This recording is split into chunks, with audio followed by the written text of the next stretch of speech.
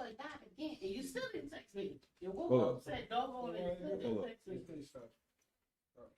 You want to? Oh, yes, please. Where did you say you get these from again?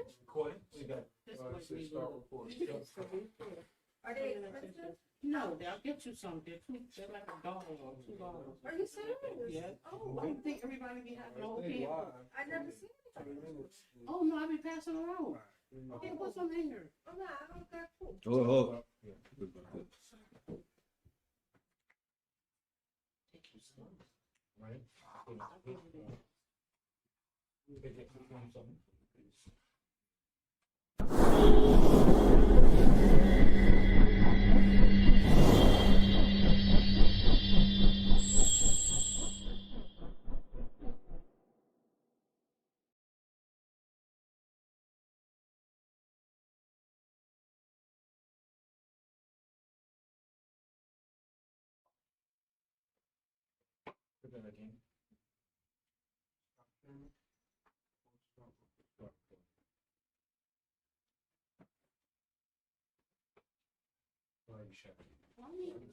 Good. All right, shalom. Shalom to the remnant. Made it through the day. It's a spot. The class we're going to do today is Psalms 22. We're going to get a little understanding of Psalms 22. The reason that we're doing this is because there's some hidden jewels in Psalm 22 many people may not know about. So we're going to start at 22 and 1. Just need someone to read, and I'll read behind you to make sure the message was clear. Psalms chapter 22 and verse 1. Whoever wants to read, whoever got that. The book of Psalms, chapter 22, verse 1. Mm-hmm. My God, why hast thou forsaken me? Why art thou so far from helping me and from the words of my roaring? So right away we hear David making a cry, my God, or Eli, Eli, why have you forsaken me? And from the words of my roaring. So right now, what David is doing is prophesying. Because when you read down through Psalms 22, we realize this did not happen to David. David did not go through these things. However, the spirit that's in him is causing him to speak these words, right? That's in Matthew 27 and verse 46. I'll read the precepts. So Matthew 27 and verse 46 is the precept to Psalms 22 and 1. Matthew 27 and 46. And about the 9th hour, Yashayah cried with a loud voice, saying, Eli, Eli, lama sabachthani. That is to say, my God, why hast thou forsaken me? So we see right here what David is speaking. He's speaking in the spirit of Yashayah. What's to take place in the future, right? So the precepts to verse 1 is Matthew 27 and 46. Okay, go ahead to verse 2. Oh my God, I cry in the daytime, but thou hearest not. Mm-hmm. In the night season, and am I not silent? So he's crying. So he's crying out to his father, but he's saying, you don't hear me, right? So what's happening to him now, right? He has this spirit, but he's also in the flesh. So panic is setting in, right? So now it's being caused pain, and now he's going through what people go through. When something harsh happens or some sort of trauma comes, all of a sudden they feel disconnected and they feel like they're not being heard in their prayers or otherwise. So now he's crying out to his father from the pain that just came from him. Go ahead. To him, rather. Verse 3. But thou art holy, Mm-hmm. O thou that inhabitest the praises of Israel. So notice, despite what he's going through, he says, you are holy. Right? You that inhabited the praises of Israel. Go ahead. Our fathers trusted in thee. Mm-hmm. They trusted, and thou didst deliver them. Mm-hmm. They cried unto thee, and were delivered. They trusted in thee, and were not confounded. So he's saying, no matter what went on, they cried and trusted in him. Think about how much spiritual strength that took to be suffering, and then to have that realization, our forefathers relied on you. Or forefathers, you didn't confound them. Everything they needed, you gave to them. In the midst of his pain, in the midst of dying, that's his thought process.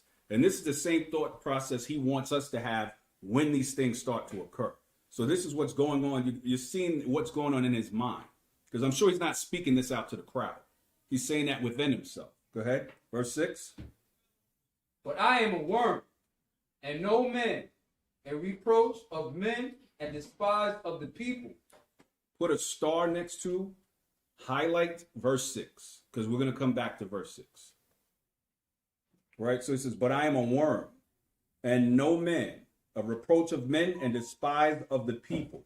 So now he's saying, in the literal sense, what's happening, I'm insignificant amongst all these people. I'm a reproach of men. No one wants to come near. No one wants to be bothered with me. And I'm despised of the people. That also goes to Isaiah. I'll read that precept. Isaiah chapter 53 and verse 3. I'll read that for you real quick.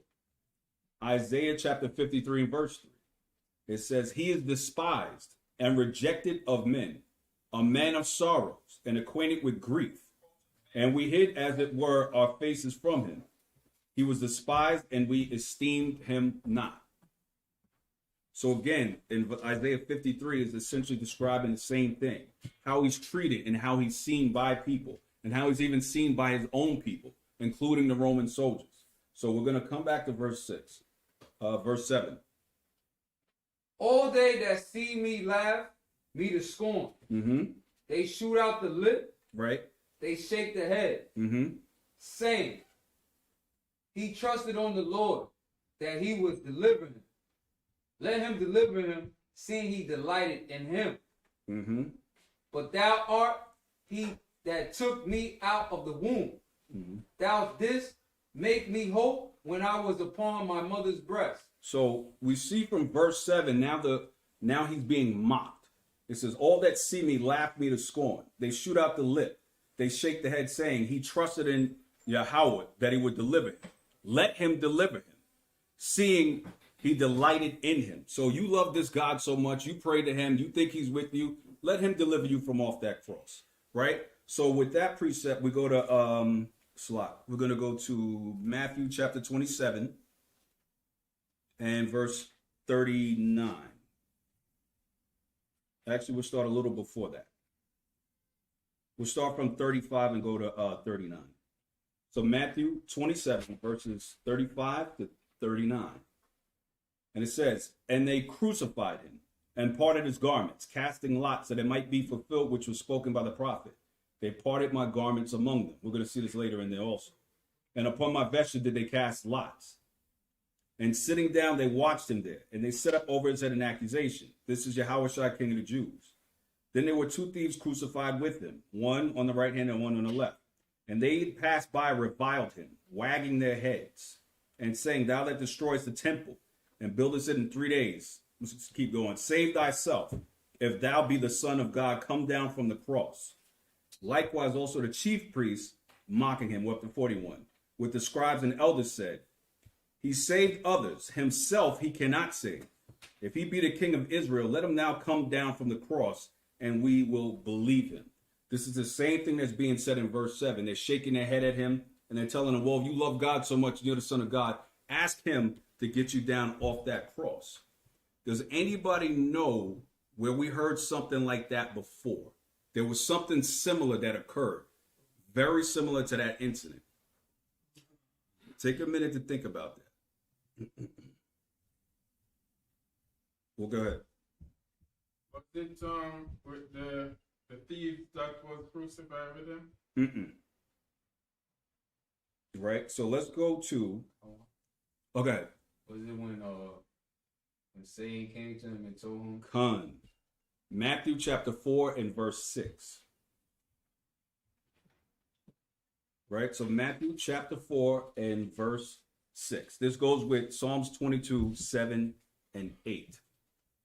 And it says in Matthew 4, let's go to start with 5.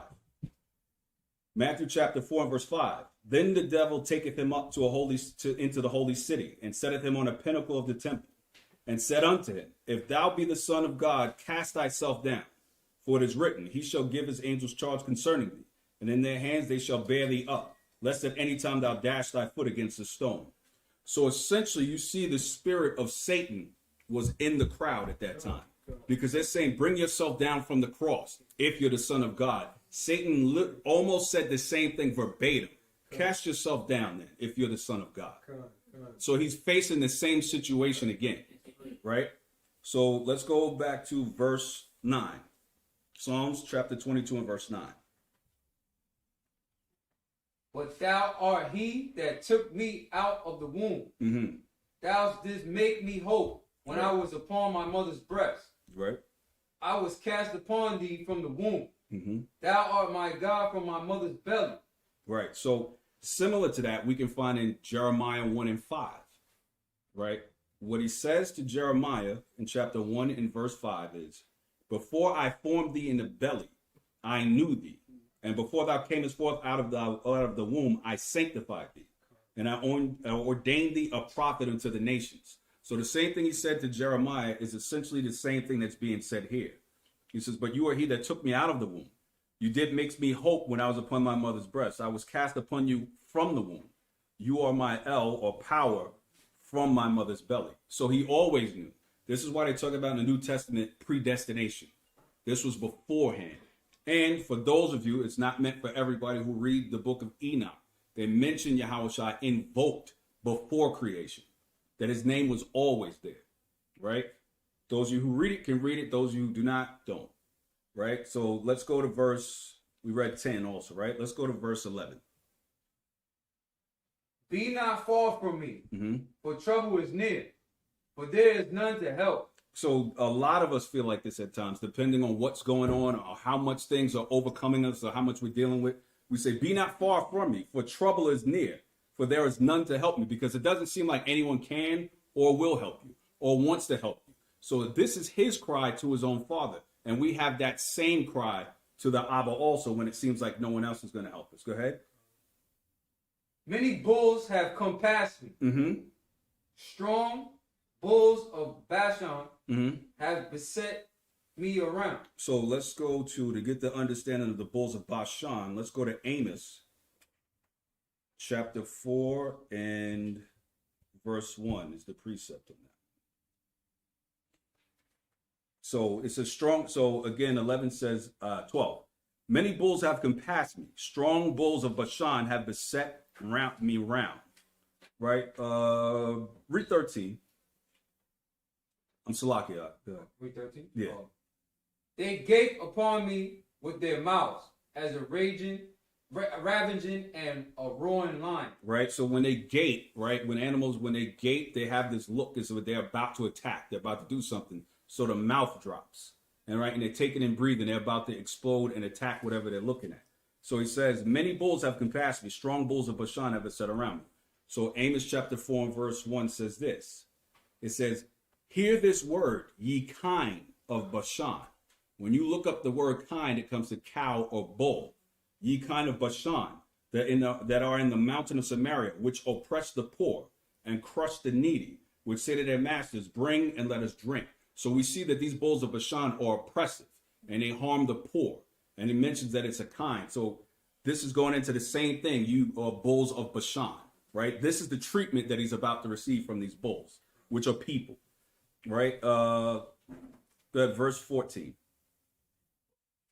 I am poured out like water, and all of my bones are out of joint. Right. My heart is like wax.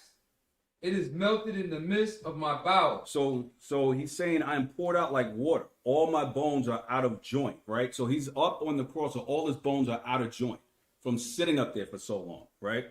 It says, my bones are out of joint. My heart like wax. It is melted in the midst of my belly. So think about the fear. Like when you have a deep fear, that fear goes from above and sits in your stomach. But the places, it's all your brain, but your brain feels it in your chest where your heart is. And that feeling shoots down. So he's saying it's like melted down to its belly, which is that deep-rooted fear that you feel, or that negative feeling that something is going to happen. Something is not right. He sees it coming, right? So let's go to verse 15. My strength is dried up like a potsherd, and my tongue cleaveth to my jaws. And thou hast brought me into the dust of death. So what he's saying is my strength is dried up like a potsherd. That's a broken vessel. right? So imagine a vessel that had water or had some sort of fluid in it, and then it's broken, and now it's down on the ground and it's dried out. So it says, my strength is dried up like a potsherd, and my tongue cleaves to my jaws, and you have brought me into the dust of death. So this is almost like dehydration. This is a form of dying, right? Because now his tongue is cleaving to the roof of his mouth, and you brought me to the dust of death. So he's giving you an idea of severe dehydration, of dying, of losing fluid, that he's at the border of death, that it's almost, at that point, it's almost like he's taken in dust, right? Let's go to verse, 16? For dogs have compassed me. Mm-hmm. The assembly of the wicked have enclosed me. Right? They pierced my hands and my feet. So notice, we know David's hands and feet were no point pierced by anybody. So he cannot be talking about himself. He has to be talking about somebody else, right? He says, for dogs have compassed me. Notice there's a colon after that, meaning the next line is going to explain it. The wicked, the assembly of the wicked have enclosed me. They pierced my hands and my feet. So if you've seen, like over the years, like in the 80s, there was a bunch of like wild dogs or stray dogs. They get together in a pack and they surround what they're about to kill or what's about to be their prey. So he's saying, again, just like the bulls of Bashan and the ravaging lion, this is the same thing that's happening. But let's get a precept for that. Let's go to Isaiah chapter 56 and 11.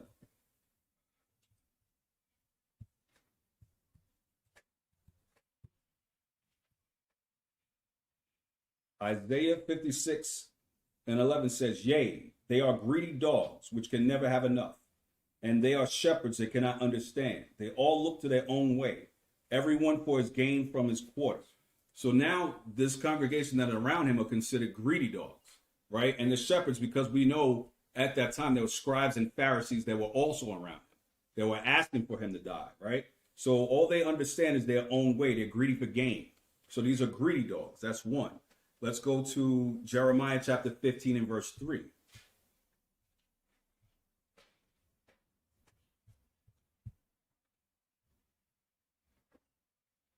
So this gets a little more into what's about to happen. So we see the type of people that are around him, but let's see what that's about.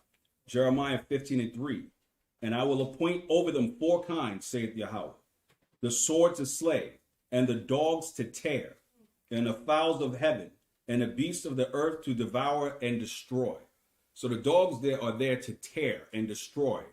Greedy, only understand their own way. So it's like the basis primal instinct is what's happening right now, right? What's going on with them. Right, this is, they pierced my hands and feet, right? If people don't realize what this is saying, you're lost. Because it didn't happen to David, and it doesn't make sense any other way, right? Verse 17. I may tell all my bones. They look and stare upon me. So he's saying, I may tell all my bones. It's to the point I can see them. So speaking, I may tell all my bones. They look upon me. So I'm so, I don't want to use the word famished. He's probably famished. So I'm so in despair that I can see my bones and they can see me, right? It says, I may tell all my bones. They look and stare upon me. Now I can, my own bones are coming out of my body that they can see me. Right, go ahead. They part my garments among them and cast lots upon my vesture. Right. But be not thou far from me, Correct. O Yahweh, O my strength. Right. Haste thee to help me. Right. So if we go to 22, right, verse 18, let's get the precept from Matthew 27 and 34. Almost all the precepts in this are in Matthew 27, and they're in Mark and Luke because it's the crucifixion. So it's almost verbatim description of what was happening to him. So it's Matthew 27 and 34 that we're going to. So Matthew chapter 27 and verse 34. It says, they gave him vinegar to drink mingled with gall, and when he tasted it thereof, he would not drink. Verse 35. And they crucified him and parted his garments, casting lots that it might be fulfilled, which was spoken by the prophet. That prophet is David. And we're reading what he's saying. He said, they parted my garments among them, and upon my vesture did they cast lots. And we just read that. No one else has gone through this in the Bible verbatim, but the Mashiach, but Christ, right? You just read verse 19 as well, right? Verse 20.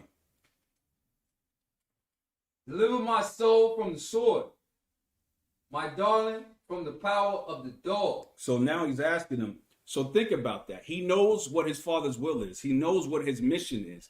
But even then, he's like, if it's possible, deliver me out of this. So think about that. As such a supreme spirit that he has, that he comes into this body and he's overwhelmed by how much power this body has, that he can feel things he never felt before, that he's like, well, take me out of it because of how painful that is. That's how he can, it's cool. That's how he can relate to his people, right? So all the pain that everything that everybody goes through, he can relate to it. That's not a big issue. Don't worry about it. Right? So this is what's happening to him. Think about that. For him to have all that power and all that knowledge, that strike or that pain that they're putting him through pulls him right into that body. And then he's speaking at that point, speaking as a man. Deliver me from this. So this is why it's called the Son of Man, because he understands both sides of the coin. Right? It says, be not far from me, O Yahweh, my strength. Haste to help me. Deliver my soul from the sword, my darling. So because he loves him, my darling, from the power of the dog. We just read about the dogs, right? So now let's read about the sword. Let's go to Revelation 22 and 15. It's not recording anything, right? I don't know. What about the sound? The sound.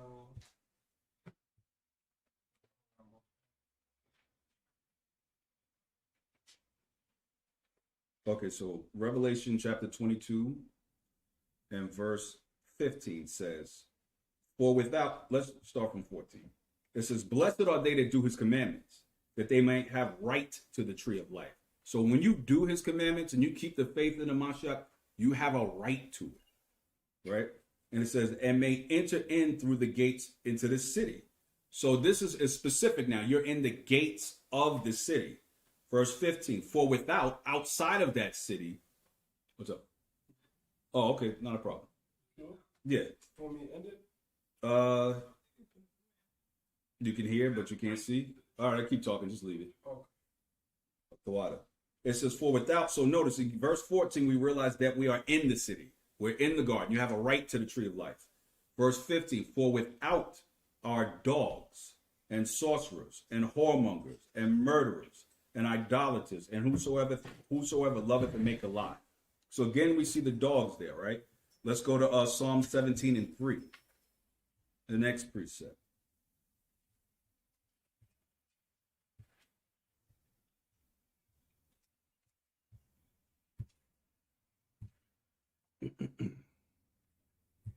It's a lot. Hold up. Nope, that's not what I want. Give me 1 sec.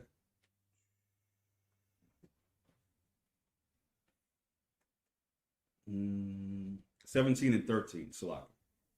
Psalms chapter 17 and verse 13. So again, let's read that from Psalms 22. It says, verse 20, it says, deliver my soul from the sword and my darling from the power of the dog. So we read the dogs already. So now this is the sword. Psalm chapter 17 and verse 13. Arise, O Yahweh, disappoint him, cast him down.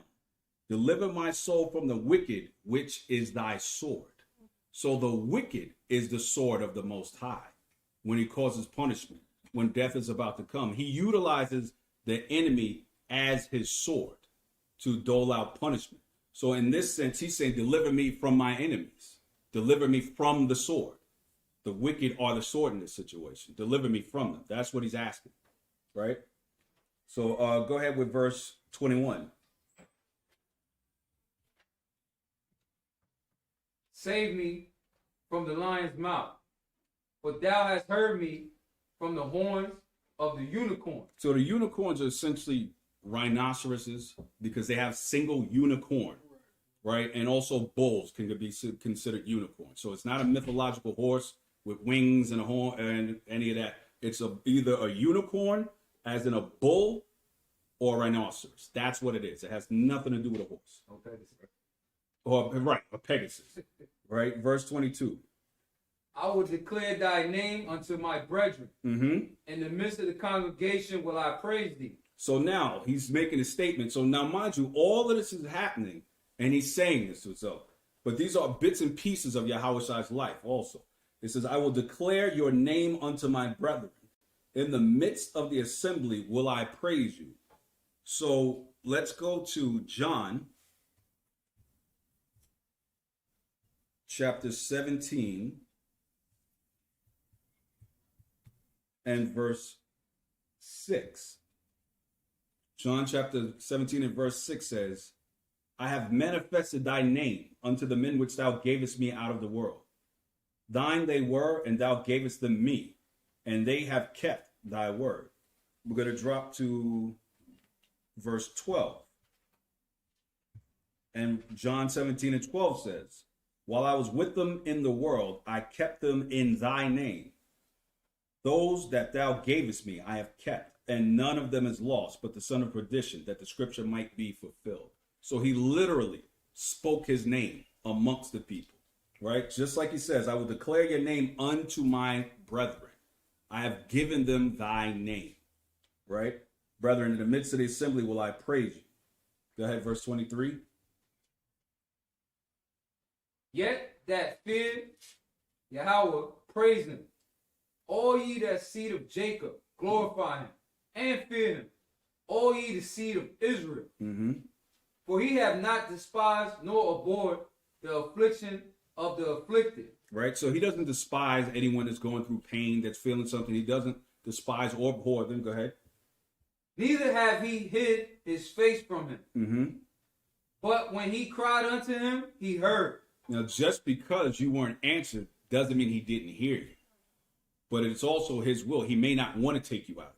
He may like, I need you to go through this. Just like his son. His son was meant for that. But the flesh part of him didn't want anything to do with that. Because remember, it's two beings, essentially. Because just like we always say, your flesh is trying to kill you. It's always going against your spirit. So he's like, wait a minute, this is a lot. This was more than I thought it was. Because just like certain things, all right, I'm going to go through this. And then you realize how much pain is involved. You're like, I don't want no parts of this. Because you didn't know what it was, but he has to see it through. He has to push through to the other side because that's his mission. This is why even in the midst of all of this, he praises his father. Right? Where were we? 24? Yep. Okay, verse 25. My praise shall be on thee in a great congregation. Mm-hmm. I will pay my vows before them that fear him. Right? I'll pay my vows before them that fear him, not before anybody else. Right? Go ahead. The meek shall eat and be satisfied. Mm-hmm. They shall praise Yahweh that seek him. Your heart shall live forever. So notice, we hear in the scriptures, the meek shall inherit the earth. He says here, the meek shall eat and be satisfied. They shall praise Yahweh that seek him. Your heart shall live forever. So this, again, we see this word keeps coming up numerous times. Meekness, humility. This is who he's granting things to. This is why also he said in Ezekiel, I'm going to purge out the rebels. Those who are not coming humble, you don't show meekness to the people, you're potentially a rebel. Because at what point are you going to do this?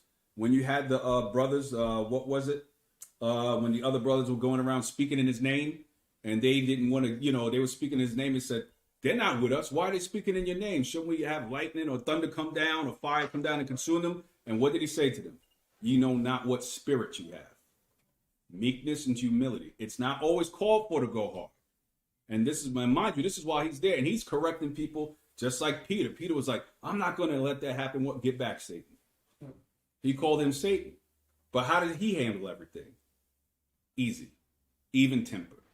He handled everything properly, right? Verse 27. I think that's what we're up to, right? Oh, let's confirm that. Well, no, we know what it is. That's Matthew 5:5 if you want to know where the meek shall inherit the earth. Go ahead, brother. Yeah, so when Christ said, get back Satan, Mm-hmm. At that instant, was it Satan's spirit in Peter? That is what happened? You know what?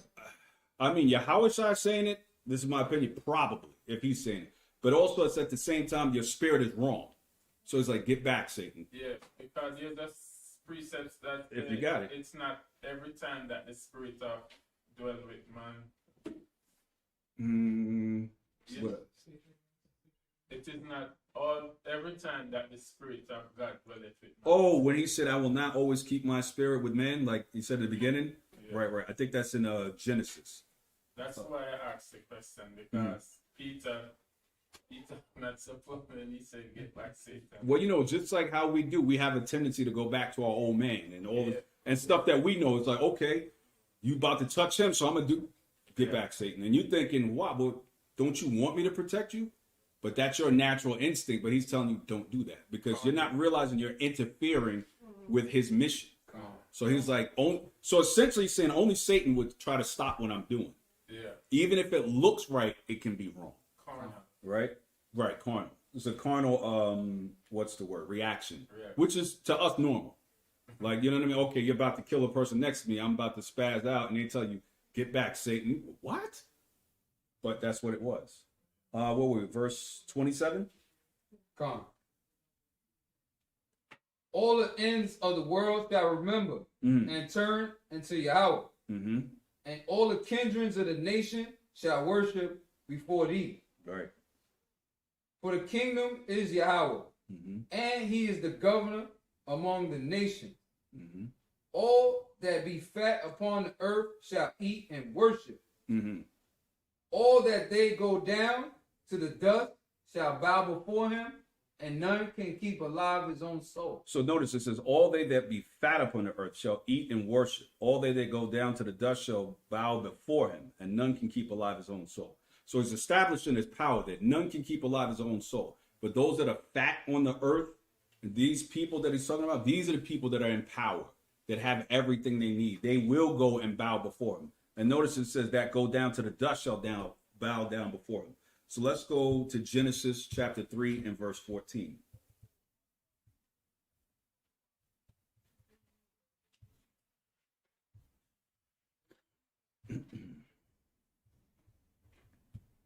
So in Genesis chapter 3, verse 14, it says, and because the Most High Power said unto the serpent, because thou hast done this, thou art cursed above all cattle, and above every beast of the field, and upon thy belly shalt thou go.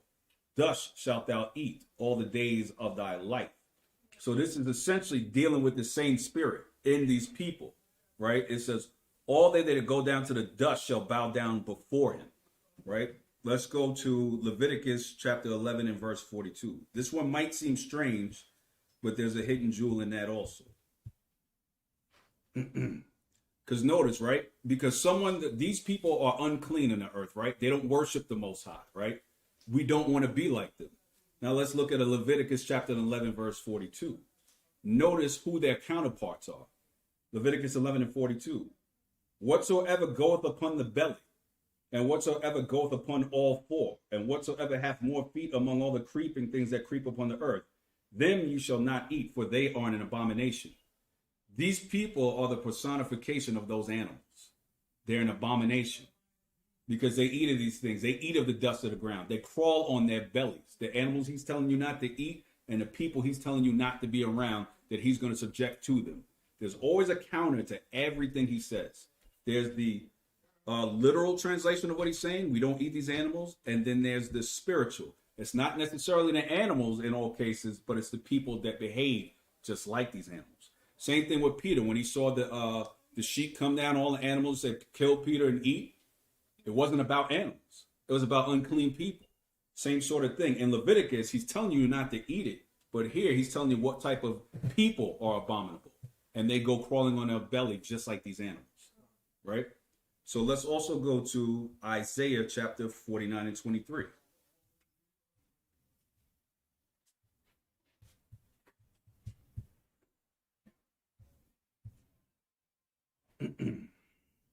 We'll start at 22. Isaiah 49, 22 to 23. It says, thus saith the Most High Power, behold, I will lift up mine hand unto the Gentiles, and set my standard to the people, and they shall bring their sons in their arms, and thy daughters they shall be carried upon their shoulders. And the kings shall be thy nursing fathers, and their queens thy nursing mothers. They shall bow down to thee with their face toward the earth, and lick up the dust of thy feet. And thou shalt know that I am the Most High, for they shall not be ashamed to wait for me. So the same thing is happening here with the wicked, with the people that are fat upon the earth, with have riches. They're going to be your nursing fathers and your mothers. They're going to be the ones taking care of you. And it says, they shall bow down with their face toward the earth and lick up the dust of thy feet. Again, he just said that there. All, Salat, all they that go down to the dust shall bow before him. So it's to him and to his people. Go ahead. When he cursed the serpent that he shall be on his belly, what is the breaking down of that? Because I always search for which nation is on their belly or what to match with that. I see where you're going with that one. We'll wait on that one. I'll answer that after, because that's gonna go deep. But that's a good question, because that's actually you going right back to Genesis again and figuring out the serpent thing, right? Because some people, again, that's what's been specified before when it says nachash versus when it says tanin, whether it's an alligator or a snake. And remember, was it a literal snake? Not necessarily so, but this is someone who was high and had pride and saw himself as high, and he's being cursed to go upon his belly. We just read the kings and the nursing mothers and so on are going to go upon their belly, right? But those are people, but they're getting the same treatment that a serpent gets.